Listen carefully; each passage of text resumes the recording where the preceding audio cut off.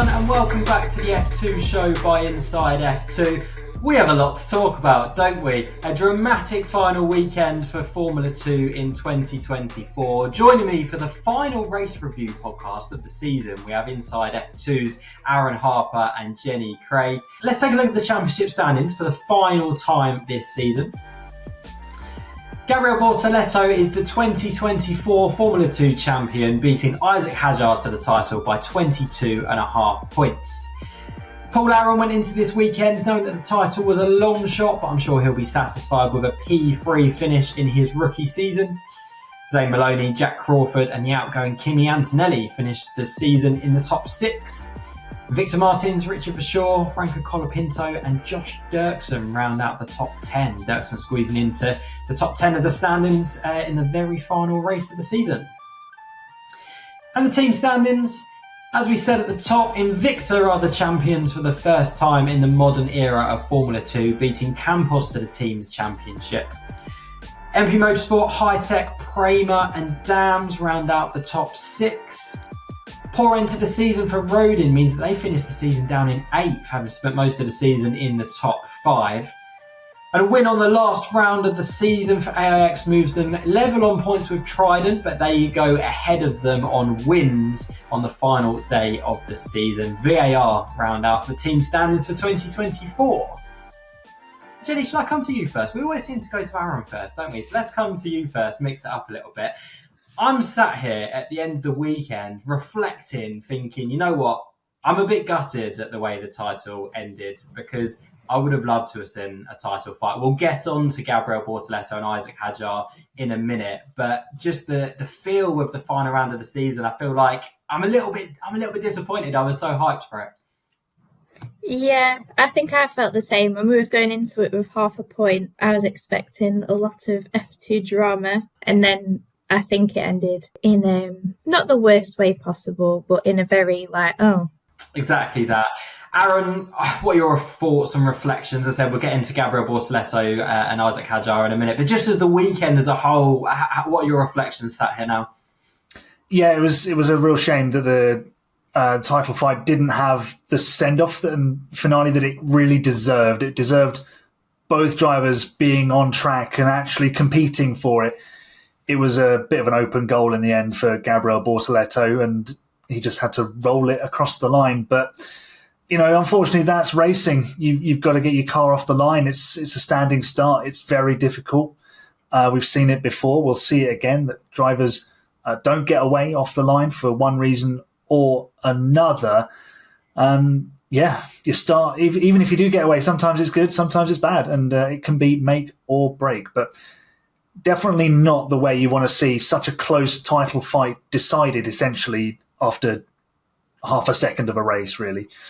Yeah, it was all over and done with in the flash of an eye, wasn't it? But the title fight aside, though, it was a good weekend of action, wasn't it? We're going to be talking about Josh Dirksen's maiden feature race win. We're going to be discussing Pepe Marti's first win in Formula 2 as well. We're going to be discussing the team's championship. Obviously, Invicta wraps that up in the final round of the season this weekend. We're going to be paying tribute to the legendary Alex Jacques, Formula 2 commentator, who announced his departure from Formula 2 this weekend. But there's only one place to start, isn't there? And that, of course, is the title fight. Gabriel Bortoleto, crowned champion. I guess jubilation for Bortoleto. Heartbreak for Isaac Hadjar. And Aaron, let's start with Bortoleto. A brilliantly controlled weekend. I thought he controlled his emotions throughout the weekend brilliantly. He put a good qualifying lap together on Friday where it could have all fallen apart if he qualified outside the top 10. Two brilliant races he put together, the sprint race and the feature race, finished second in both races, and a well-deserved championship victory, I think. Do you agree, Aaron? Yeah, absolutely a worthy champion. And I just want to highlight there, you said he controlled his emotions, and one of the things Brazilian sports people are famed for is their passion, their emotion. If you've ever watched the Brazilian national football team at World Cup, you can see the pride in them as they represent their nation, none more so than when they hosted the World Cup back in 2014. In fact, it may have even been their undoing. So we know Brazil is a passionate country when it comes to sport, and especially when it comes to motor racing. We've all heard Ayrton Senna on the radio after he won his home race in 1991. So for Bortoleto to control his emotions the way he did, keep really level-headed, stay focused on the job at hand, that shows, yes, he's ready for Formula One because he can handle the big stress moments and he can still get the job done. And the pair of second places, I think that just goes to show what sort of driver is moving into Formula One. He's very consistent. He's not too up, too down. It's very methodical. Yeah, there'll be good days. Yeah, there'll be bad days. But he doesn't get carried away or too downhearted with either. So, yeah, he'll be going up against his actual manager as well in Formula One. This is going to be insane. He's going to be racing against Fernando Alonso, who manages his career. This is going to be bonkers. What happens if they collide? I know. Does Alonso sack him, or I don't know what happens in that situation? We've never seen that before, so it'd be so interesting, won't it? So it's going to be mad. Yeah, it is going to be. I'm looking forward to that next season. But yeah, Jenny, it was, as Aaron said, he controlled his emotions, didn't he? And it was a really good couple of performances by Gabriel Bortoleto, particularly in the sprint race where he navigated his way through the top. What was he? I guess.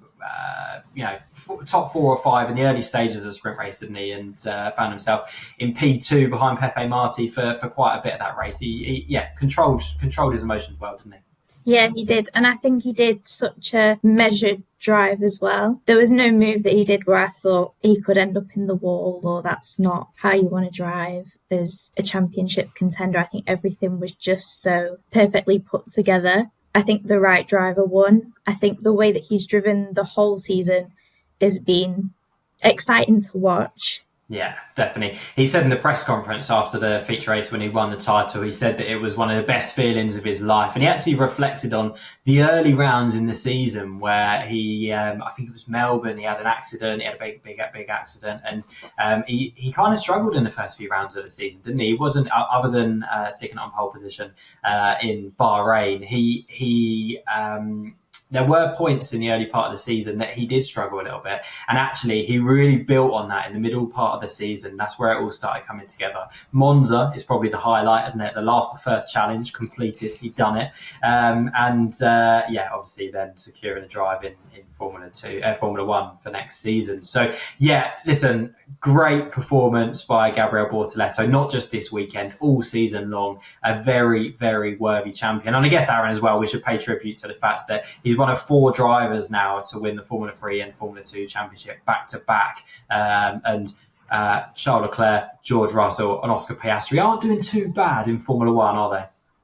Yeah, it's some serious competition in terms of who else has achieved that. It's no small achievement either, because in Formula 3 you're up against 29 other competitors, and in Formula 2 there's 21 competitors, but the level goes up, and the level is going to go up again in Formula 1. He's going to be with the elite set of drivers now, so lots to learn for him, but he should definitely take the next few days, enjoy himself, sort of enjoy the fact that he's won this championship, and then have a little bit of time to rest, recover.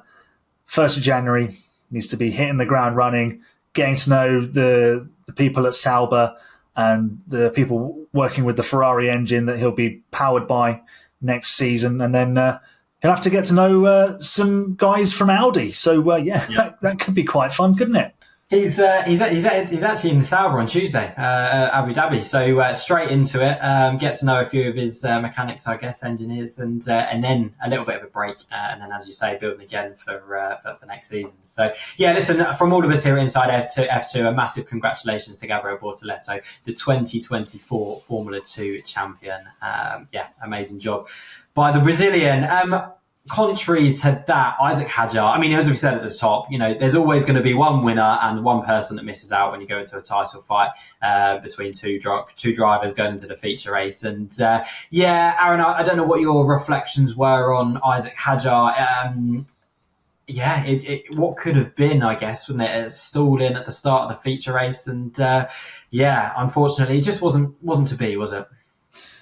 Yeah, it was, like I said earlier, it was disappointing for the championship fight to end the way that it did in that moment.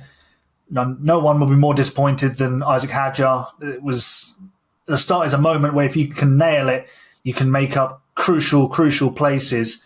But obviously, it went terribly wrong for him, and it ended in the worst possible circumstances with him still in the race, but way behind even the next person in the classification. That's probably more demoralising than actually being crashed out and your car is broken.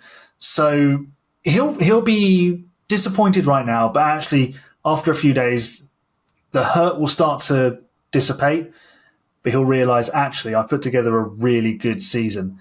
And if he gets announced as a Racing Bulls driver for 2025, I mean, I think that will plaster over part of the wound of missing out on the F2 title, because ultimately all of these drivers want to make that step from F2 to F1. And we're going to see Behrman, Antonelli, Bortoleto, Jack Doohan's going to step up. Hadjar could make it 5. Colapinto's already stepped up with Williams. Liam Lawson. The future is looking so bright with these drivers. They're getting opportunities and they're delivering when they're getting them. So long may that continue.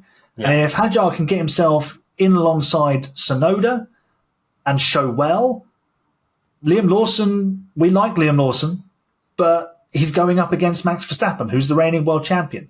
He's quite good. He's quite good. Poor Liam's got a tough task on his hand if he gets that drive. So Hadjar, if he does really well, we know what the Red Bull system is like. It's very volatile. It gives and it very quickly takes away. So he could have that opportunity in a Red Bull this time in 12 months. So who knows?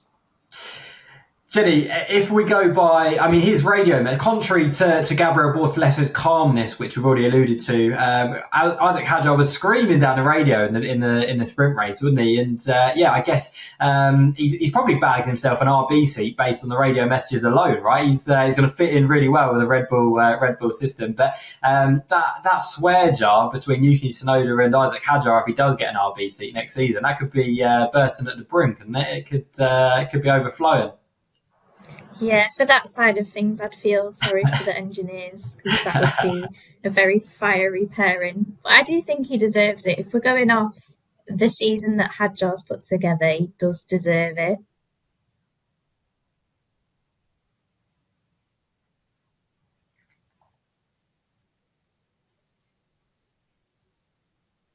Oh, I love it. I love his passion over the radio. So, as you say, fingers crossed for him, because he, equally would have been a very worthy champion this season.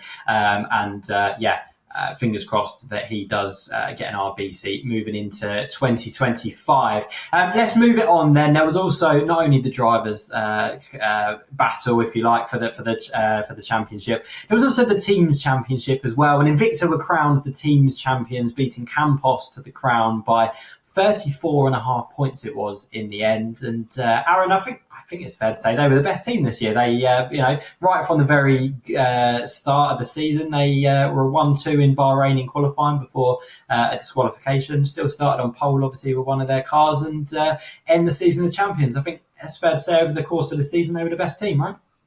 Yeah, absolutely. They started on top and they stayed there. Well, not the whole time, but they finished there at least. So.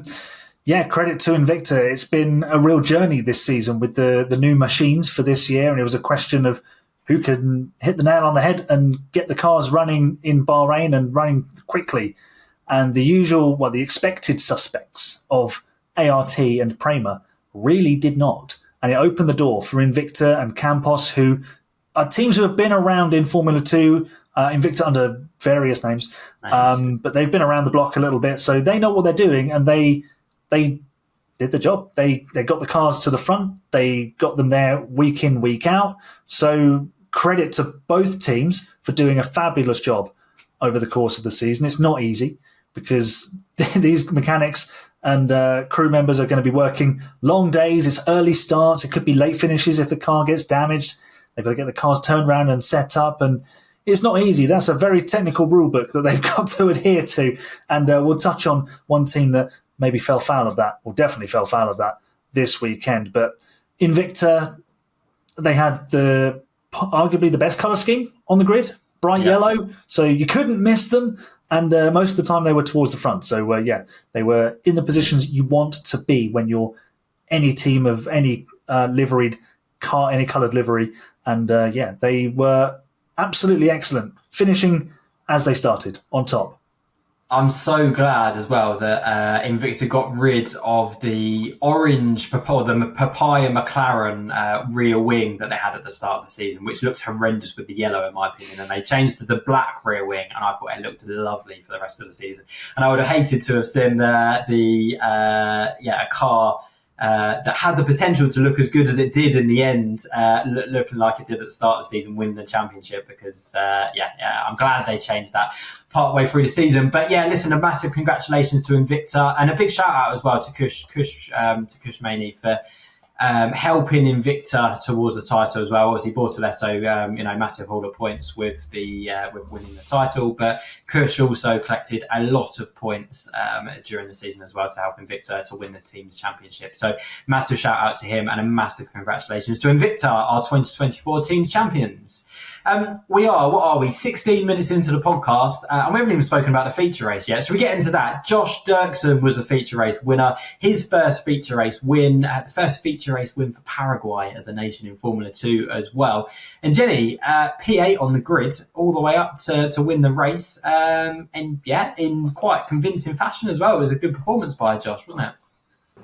He drove perfect. I think at the start of the season, if anyone had have said that AIX or Josh Dirksen would have won a feature race like that and against the champion, I don't think we would probably have believed it. But he drove so well. He has the whole season. If he's there next year, I don't know if I've missed that in the thousands of announcements today, but if he is driving next year, I think he's actually got a good chance of the championship. Wow.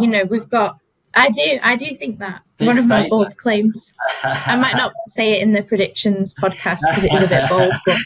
No, you said it on the podcast now. It's already out there, Jenny. Yeah. It's gone. It's not coming back. I just think he surprised me that much. I thought, coming from Frecker, and he was he 12th in the standings?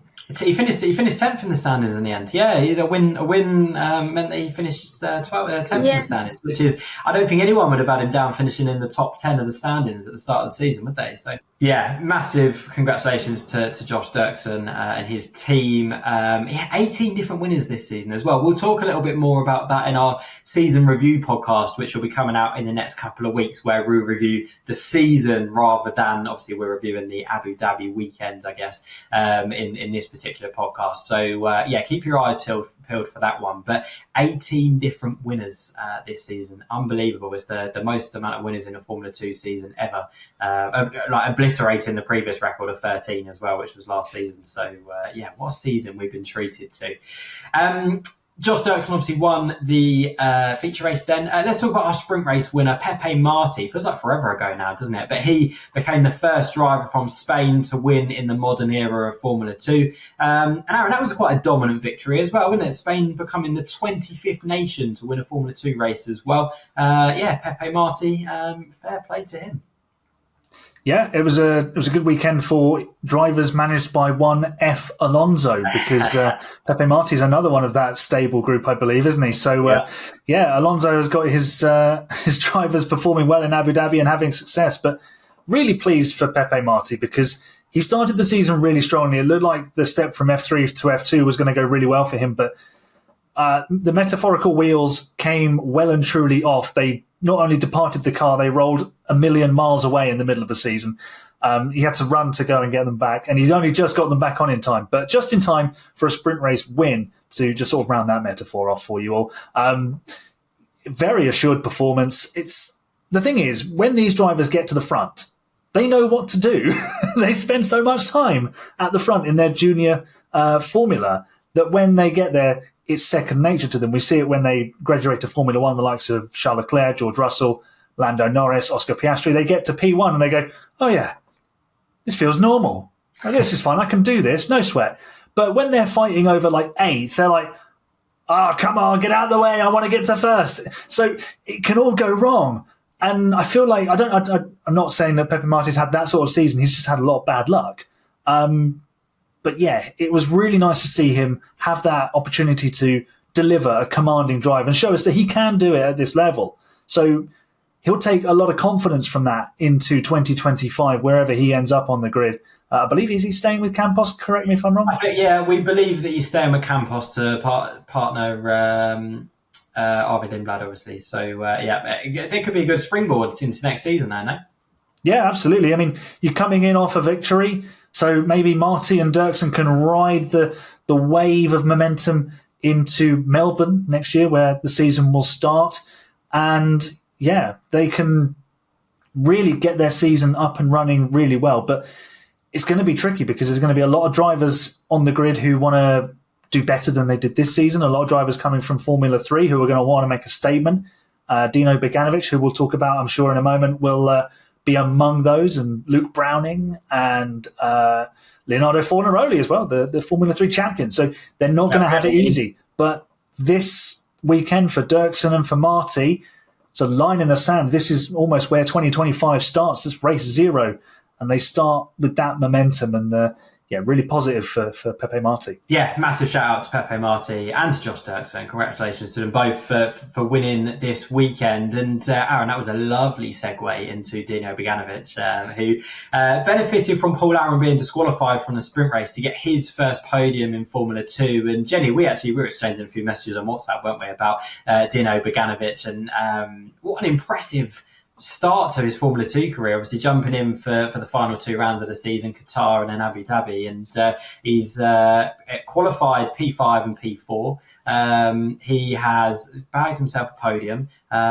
He's been in the points on multiple occasions. It's almost a dream start for him, isn't it, coming into Formula 2? You almost wouldn't believe he was a rookie just coming in. He's done really well. He's surprised me a lot, really pleasantly surprised me. Just done everything right, hasn't he? He's made no big mistakes. He's really proved that he should be on the grid and deserves to be there next season. So fingers crossed for him.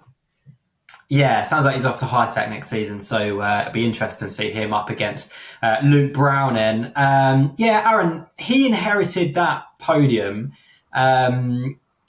because Paul Aaron was disqualified. He was also disqualified from qualifying subsequently, which meant that he started the feature race from the pit lane, and it completely ruined his weekend. And if he was still in championship contention, I'm sure he would have been fuming about the fact that he was then starting the feature race from the pit lane. But yeah, a rear wing infringement or a DRS infringement. I'll be honest, I don't understand how high tech have got that wrong and haven't picked up on that earlier. That we're talking about, we're in the second tier of motorsport, the tier just below Formula 1, and you would have thought that a team as brilliant as High Tech, and this is a massive compliment to them, haven't picked up on that. And it's not the first time High Tech have been disqualified for infringements over the last couple of years. I just don't understand it. Yeah, it's a tricky one. I mean, we do see teams disqualified from events, not just in Formula 2, but in Formula 3 and in Formula 1 for technical infringements. Just look at George Russell, the Belgian Grand Prix. He was disqualified for being underweight. So he's been eating as much pizza as he possibly can ever since. So that's not a bad excuse, is it? But yeah, with High Tech, it's frustrating. But I think the more frustrating thing for us as fans, and I don't want people disqualified for any reason, because it's just silly. No one likes it. Yeah, the rules are there to be enforced. No one really likes that they have to be used. You don't want to use them or see them used. But how has that car got through qualifying scrutineering and taken the sprint race before this infringement has been found? That's on the FIA. I don't know what the scrutineering sort of sequences are when it comes to Formula 2 cars, because I know that they scrutinize every single one of the Formula 1 cars. but that's because all the cars are slightly different and they're all bespoke models. Obviously, Formula 2 cars are spec series, so you would think they're all the same. According to the commentary from Alex Jakes and Alex Brund, it was like a millimetre too long or something on the DRS actuator.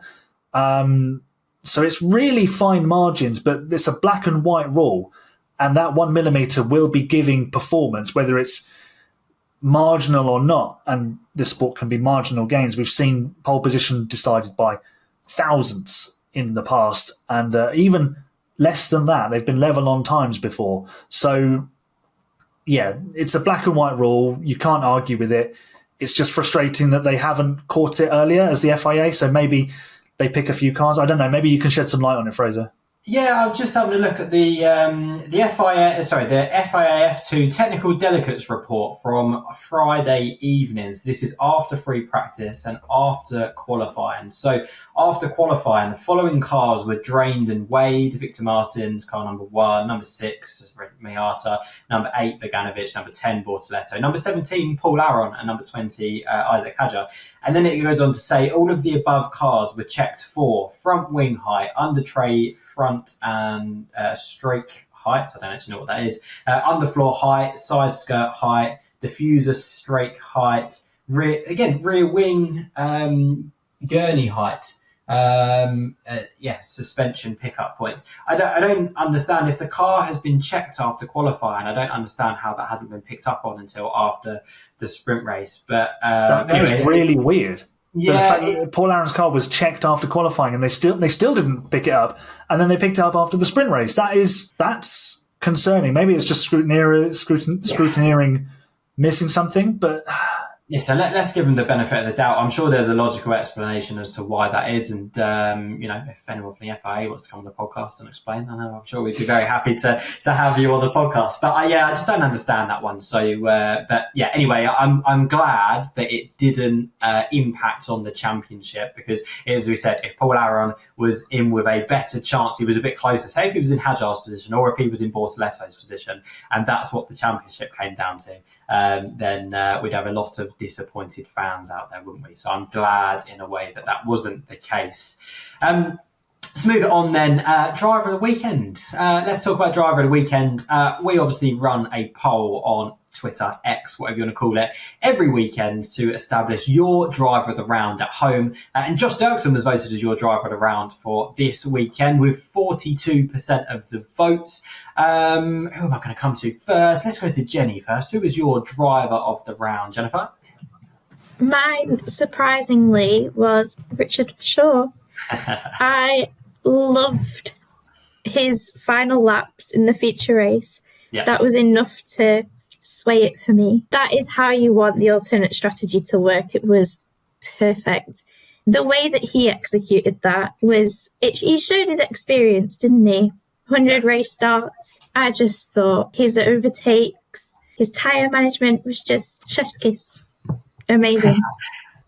Love that. Nice. Good stuff. Yeah, really good performance by Richard for sure. Is he a title contender with MP next season, Jenny? Do you think that he has a realistic shot at the title? I actually do. If I was going for one driver, I would actually go for him, because the performances that he's put in with VAR and Trident, teams that aren't competitive, he's won races, he's been on so many podiums.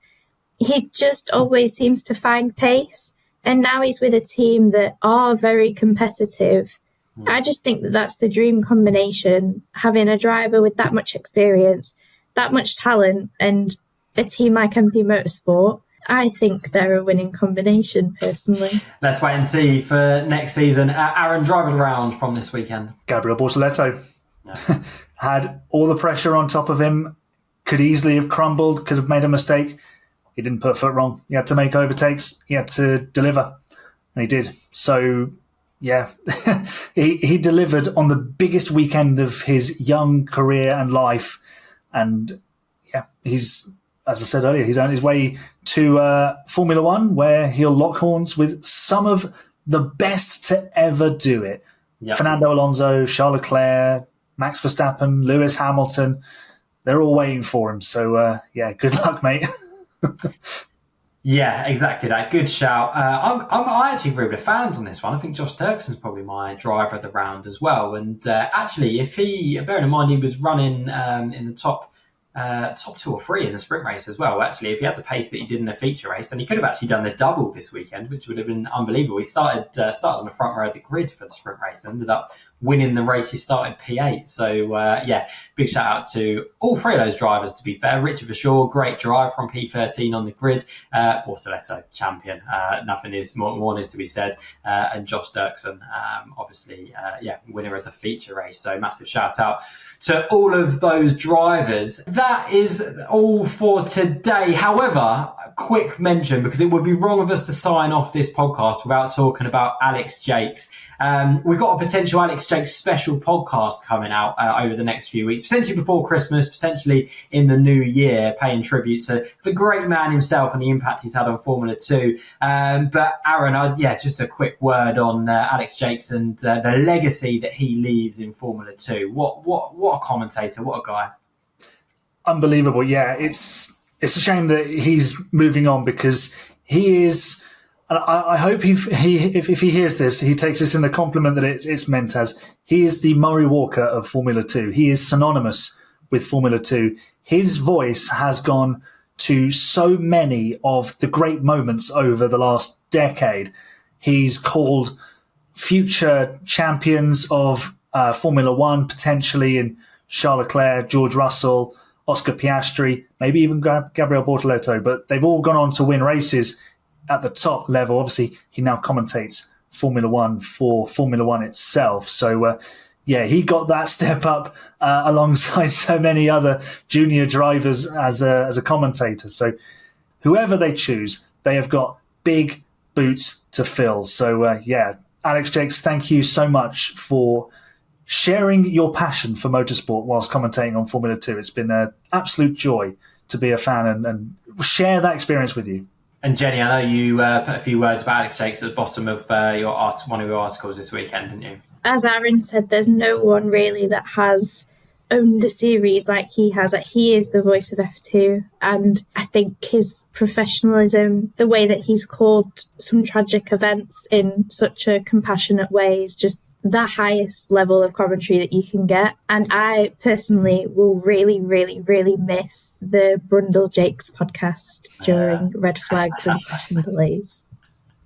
Yeah, and Alex Brundle with some quite beautiful words, to be honest with you, at the end of the broadcast on Sunday for the feature race. So thank you, Alex Jacques, for being the voice of Formula 2 for as long as we can remember, to be fair. But listen, that's all we got time for today. As I said earlier on in the podcast, we've got our season review podcast coming out with a special guest as well.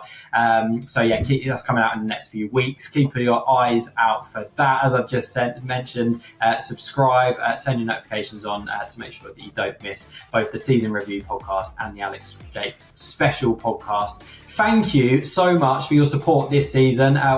We hope you've enjoyed Formula 2 as much as we have, Jenny and Aaron. What a season it's been. But from me, Fraser Ford, and all of us here at Inside F2, we'll see you next time.